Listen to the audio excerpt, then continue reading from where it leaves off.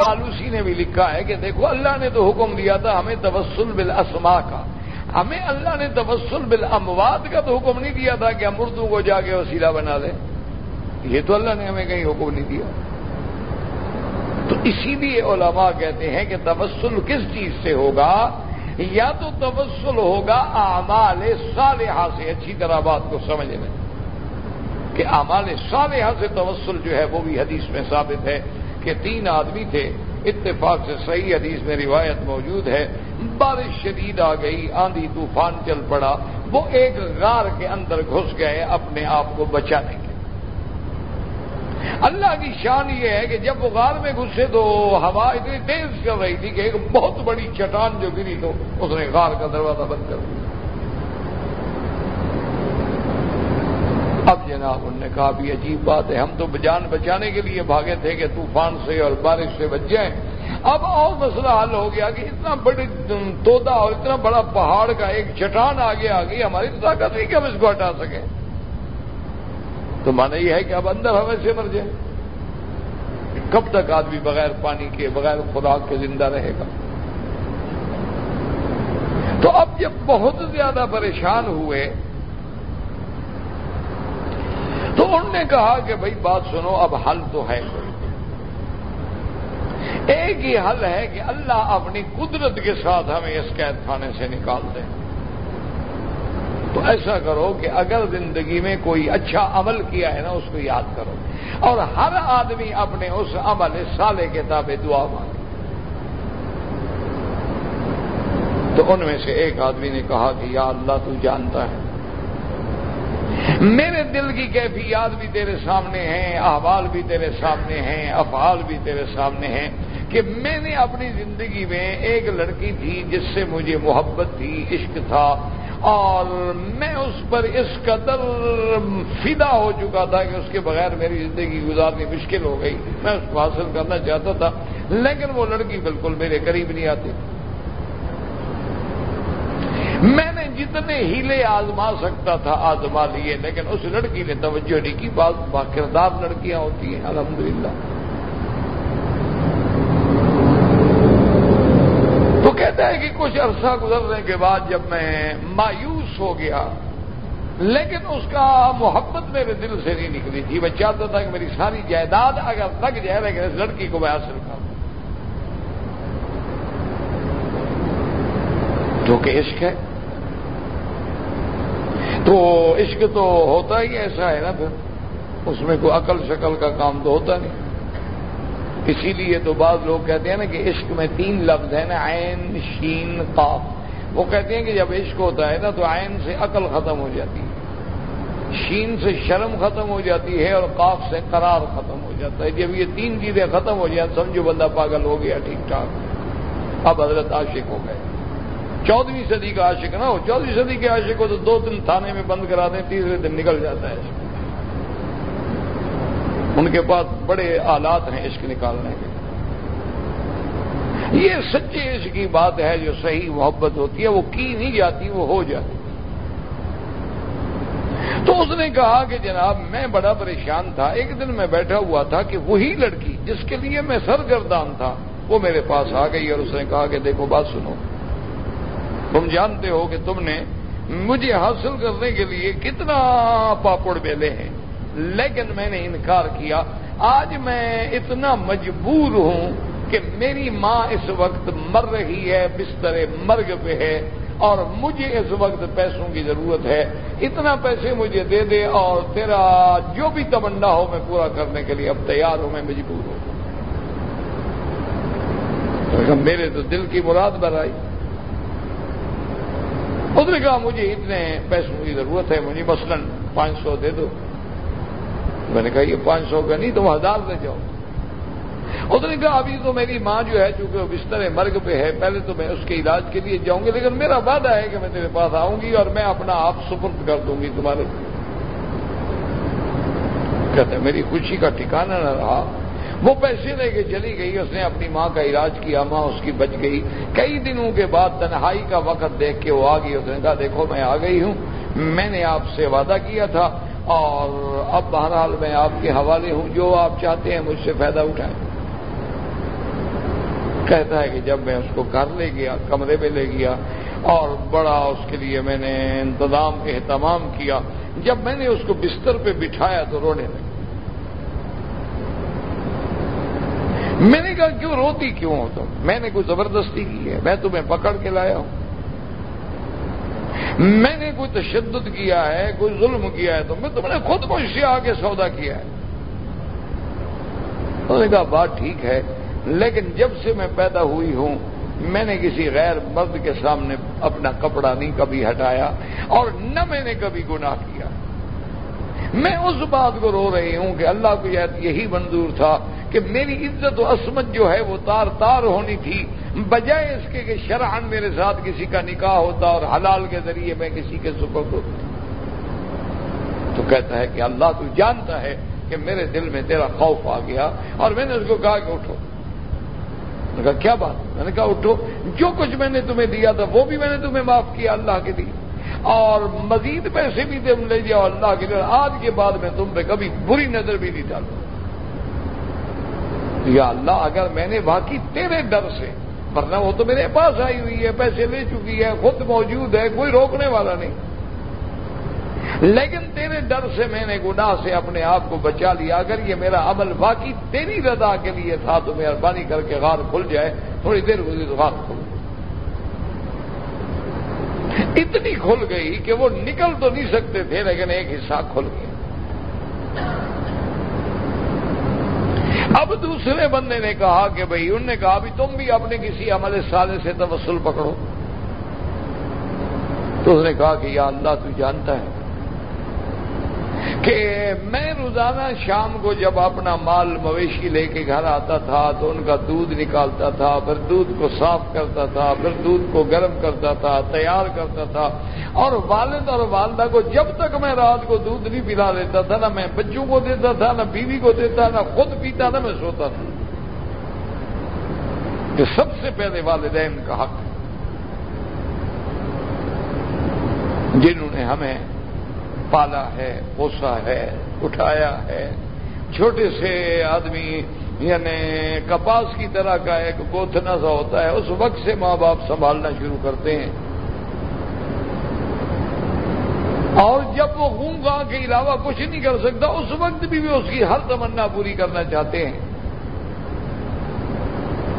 بلکہ علماء نے عجیب بات لکھی ہے، انہوں نے کہا انسان کہتا ہے میں سب سے اچھا بنوں، لیکن اولاد کے بارے میں تمنا ہوتی ہے کہ خدا کرے میری اولاد مجھ سے بہت اچھی بنے اور اچھا نام کمائے، ورنہ کسی دوسرے کو آدمی نہیں چاہتا کہ مجھ سے اچھا بنے، مجھ سے قابل ہو جائے، مجھ سے زیادہ نامور ہو جائے۔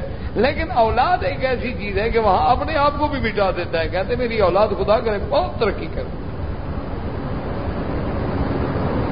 تو اس نے کہا کہ میرا اللہ آپ جانتے ہیں کہ میری عادت تھی رضا والدین کے لیے کہ میں اپنے بچوں کو بھی دودھ نہیں دیتا تھا، خود بھی نہیں پیتا تھا، جب تک میرے والدین پی لیں اور سو جائیں۔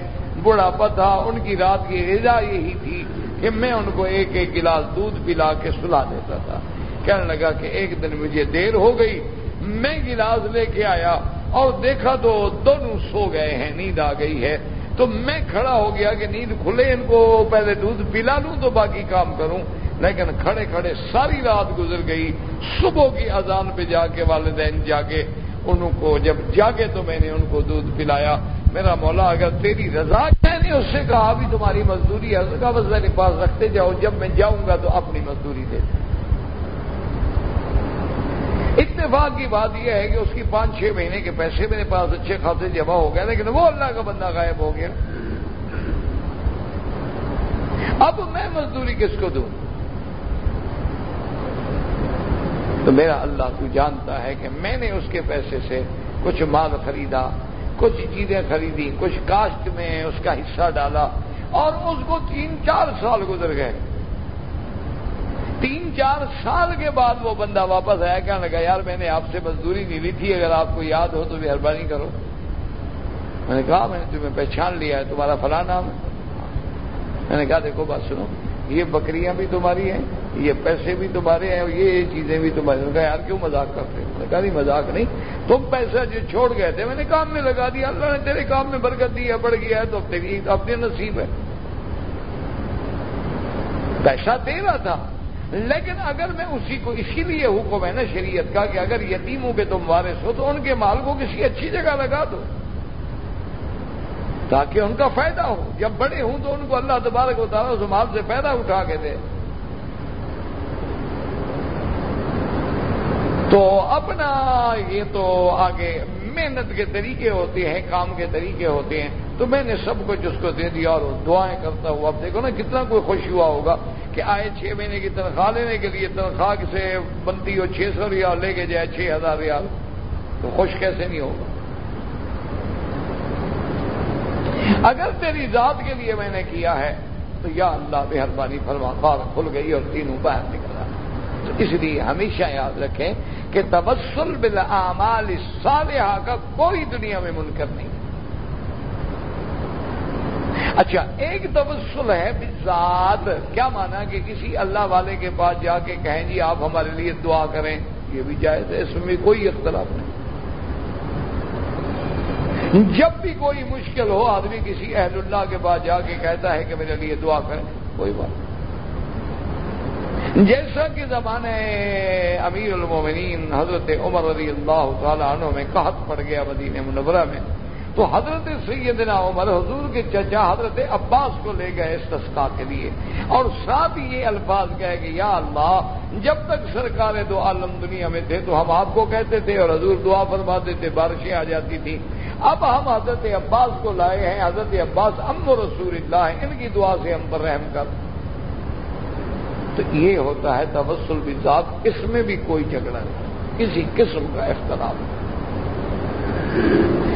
ایک یہ ہوتا ہے کہ آدمی کے فوت ہو جانے کے بعد کسی کا وسیلہ پکڑنا، اس کے اندر علماء نے منع فرمایا۔ وہ کہتے ہیں کہ اس سے آدمی جو ہے پھر کبھی ان کو مستقل بذات مؤثر سمجھ لیتا ہے تو شرک کے دروازے وادیوں میں کھو جاتا ہے۔ اگر ان کو مستقل بذات مؤثر نہ بھی مانتا ہو تب بھی معصیت کر رہا ہے کہ بلا وجہ ایک ایسا عمل کر رہا ہے جس کا اللہ نے حکم نہیں دیا۔ اسی طرح توسل بالاسماء جو ہے، اس میں بھی کوئی اختلاف نہیں کہ جب اللہ سے مانگنا ہو اس کے نام سے مانگو، یا رحمان، یا رحیم، یا جواد، یا کریم، یا ارحم الراحمین، یا اکرم الاکرمین، یا اجود الاجودین، یا حی یا قیوم، یا ذا الجلال والاکرام، جیسے حضرت ابی الدرداء لوگوں کو دیکھتے تو کہتے تھے الذو یا ذا الجلال والاکرام، خدا کے بندو یا ذا الجلال والاکرام کہہ کے اللہ سے مانگو۔ اسی طرح جیسے حضور صلی اللہ علیہ وسلم نے فرمایا کہ اللہ کے اسماء حسنہ میں سے ایک ایسا اسم اعظم ہے کہ الذی اذا دعی بہ استجاب، بھی جس سے مانگا جائے تو دعا ضرور قبول ہوتی ہے۔ اور اس کے بعد آپ نے فرمایا کہ وہ کیا ہے؟ لا الہ الا انت سبحانک انی کنت من الظالمین، صحیح حدیث مبارک۔ اس لیے علماء فرماتے ہیں کہ سب سے پہلے بسم اللہ الرحمن الرحیم میں اسم آیا، کیونکہ اسم یہ اللہ کا ہے، یہاں مسمى کے بجائے اسم میں بھی تاثیر، اور جیسے جیسے اللہ کے اسماء ہیں اسی طرح کی تاثیر اللہ نے ان میں رکھ دی۔ لیکن شرط یہ ہے کہ کوئی اخلاص سے اللہ کے نام لے کے مانگنے والا۔ اب یہ ہے کہ آپ سارے نام لیتے جائیں لیکن آپ کے دل سے آواز نہیں نکل رہی ہے، تو ان قلب لاہن، یعنی قلب غافل سے مانگ رہے ہو تو اس سے تو نہ مانگنا بہتر ہے۔ بعض علماء نے فرمایا کہ اس کی چھوٹی سی مثال سمجھ لو کہ مثال کے طور پر مجھے ڈاکٹر صاحب کے پاس ایک کام، میں آؤں ان کے پاس کہ جی مجھے آنکھ دکھانی ہے، دوائی لینی ہے۔ اب ڈاکٹر صاحب میرے پاس بیٹھے ہیں، انہوں نے کہا جی یہاں تشریف رکھو، تو میں منہ ادھر کر لوں اور ڈاکٹر صاحب سے دوائی مانگنی شروع کر دوں تو کیسے ڈاکٹر صاحب کیا کریں گے؟ اگر ہمت والا ہوگا تو اللہ کی رحمت سے اسی وقت 2 تھپڑ لگا کے نکال دے گا۔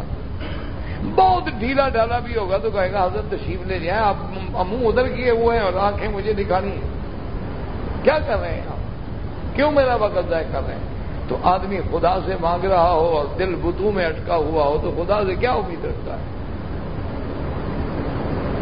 کہ مانگ تو میں اللہ سے رہا ہوں لیکن دل میرا ساتھ ہی نہیں دے رہا، جو زمین بسجدہ کردم زمین ندا برآمد کہ مرا خراب کر دی تو بسجدہ ریائی کہ جب میں زمین پہ سجدہ کرتا ہوں تو زمین چیختی ہے کہ اے بندے مجھے کیوں خراب کر رہا ہے؟ لوگوں کو دکھانے کے لیے سجدہ کر رہے ہو، اور ریا کے لیے لمبے لمبے سجدے کر رہے ہو، لوگ سمجھیں کہ ماشاءاللہ جناب یہ پہنچا ہوا بزرگ ہے، دیکھو 2 گھنٹے میں 2 رکعت پڑھی ہے اور گھر جائیں تو فرض بھی نہیں پڑتے۔ تو اس لیے ہمیشہ یاد رکھیں کہ اسماء حسنہ جو ہیں ان میں عجیب تاثیر، حتیٰ کہ آپ دیکھیں کہ بسم اللہ الذی لا یضر مع اسمہ شیء فی الارض ولا فی السماء وہو السمیع العلیم، اس میں بھی وہی اسم ہے بسم اللہ الذی۔ اس کے پڑھنے سے کوئی چیز جو ہے وہ آپ کو نقصان نہیں دے گی، جیسے کہ حضرت خالد بن الولید رضی اللہ تعالی عنہ کے بارے میں آتا ہے کہ جب جنگ روم ہو گئی، اللہ نے مسلمانوں کو فتح دی، روم فتح ہو گیا، کسرا فتح ہو گیا، تو روم کے کچھ لوگ جو تھے، کچھ جرنیل جو تھے وہ قیدی بھی ہو گئے۔ اس دور میں اب صحابہ کے پاس بھی تو کوئی محلات نہیں تھے نا، تو خیمے میں حضرت خالد بن الولید رضی اللہ تعالی عنہ نے یہ دیکھا کہ بھی وہ بھی اپنے وقت کا جرنل ہے، جرنیل ہے، قید ہو گیا تو کیا ہو گیا، تو ان کو اپنے خیمے میں رکھا۔ تو ایک دن آپ فارغ بیٹھے تھے تو اس نے جنرل، رومی جنرل نے کہا کہ حضرت خالد سے کہ خالد بات سنو، ٹھیک ہے کہ ہم متحارب قوتیں ہیں، آپ ہمارے دشمن، ہم آپ کے دشمن ہیں، ہم نے جنگیں لڑی ہیں، آپ کو فتح ہو گئی، اور اس جنگوں میں ہوتا رہتا ہے، فتح شکست ہوتی، جیسے کہ میرے آقا نے بھی فرمایا کہ الحرب سجال بیننا، کہ جنگ جو ہے وہ تو ڈول ہے، کبھی اس نے کھینچ لیا، کبھی ہم نے کھینچ لیا۔ تو اس نے کہا بات یہ ہے کہ تم نے جنگ جیت لی ہے، لیکن تمہاری بہادری، تمہاری شجاعت، تمہاری ٹیکنیک، تمہارا طریقہ کار، تمہارا انداز جو ہے وہ مجھے بہت پسند آیا ہے، میں دشمن ہوں تمہارا لیکن بہادر دشمن کی قدر کرنے والا، میں تمہیں ایک مشورہ دیتا ہوں کہ روم فتح ہو گیا، اب روم کے لوگ تمہارے پاس قیدی ہیں، تمہارے غلام ہیں، تمہارے عبد ہیں، یہ لوگ تمہاری خدمت پہ مامور ہوں گے، تو یہ ہمارے لوگ جو ہیں ان کے پاس ایک خاص قسم کی زہر ہوتی ہے، اور وہ زہر اتنی بدبخت ہے کہ آج تک اس کے ذائقے کا فیصلہ کوئی نہیں کر سکا کہ ذائقہ کیا ہے، چکھا نہ ابھی تک پتہ کریں کہ ذائقہ کیا، وہ تو مر گیا، بتائے کون ذائقہ کیا ہے۔ تو ان کے بعد یہ زہر ہوتی ہے، اور وہ دشمن کے کھانے میں، پانی میں، کسی چیز میں بھی ڈال دے، بس زبان کو لگنے کی دیر ہے، بندہ نہیں بچتا۔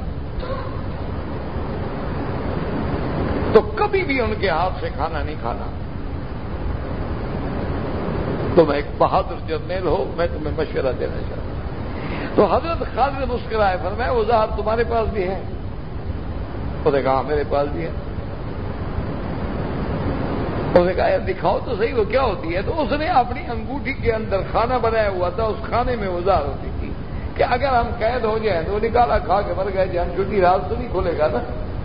تو اس نے وہ انگوٹھی کا کھانا نکالا، اور اس کے بعد کہے دیکھو اس میں جو قطرے پڑے یہی زہر ہے۔ حضرت خالد ولید پانی پی رہے تھے، ان نے وہی لے کے اپنے پانی میں ڈال دیے وہ 2 قطرے، اور بسم اللہ الذی لا یضر مع اسمہ شیء فی الارض ولا فی السماء وہو السمیع العلیم 3 دفعہ پڑھا اور پی گئے۔ وہ کیا کر رہے ہو؟ نے کہا بس کچھ بھی نہیں ہوا۔ تو اللہ کے اسماء میں اتنی تاثیر، بسم اللہ الذی لا یضر مع اسمہ، بس یہ 3 دفعہ پڑھا، اس کے بعد زہر پی لی، لیکن زہر نے کوئی اثر بھی نہیں کیا۔ لیکن شرط یہی ہے کہ اسم اللہ کے مؤثر ہیں، ان میں تاثیر ہے، ان میں برکات ہیں، ان میں اثرات ہیں، لیکن شرط وہی آ جائے گی کہ پڑھنے والا مخلص ہو، زبان پاک ہو، صدق مقال ہو، عقل حلال ہو، پھر اللہ کے نام کی لذت دیکھیں گے، اللہ کے نام میں کیا لذت۔ اس لیے علماء نے فرمایا کہ یہاں اسم جو ہے وہ بھی پیدا ہو۔ اب دیکھیں خود قرآن میں ہے کہ فاذکرونی اذکرکم واشکروا لی ولا تکفرون،